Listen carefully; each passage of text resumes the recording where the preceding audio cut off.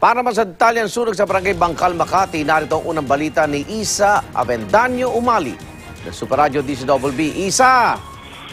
Sumiklab ang sunog sa may General Mascardo Street, Barangay Bangkal sa Makati City. Batay sa Makati Bureau of Fire Protection o BFP, nagumpisa ang sunog dapat 6:33 ng umaga. Sa kasalukuyan, ang sunog ay nasa ika-4 na alarma na.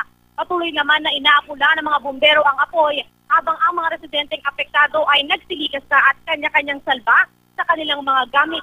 Inaalam pa ng BFP ang pinagmula ng sunog at kung ilang mga bahay ang naapektuhan. Mayroon namang nasa 3 katao ang nasugatan at nilalapatan ngayon ng lunas. Sarado naman ang kahabaan ng General Mascardo Street dahil sa okupado na ng mga truck ng bumbero. Ang inyong kapuso, Isa Avendaño Umali ng GMA Super Radio DCBB para sa unang hirit. Maraming salamat, Isa Avendaño Umali ng Super Radio DCBB.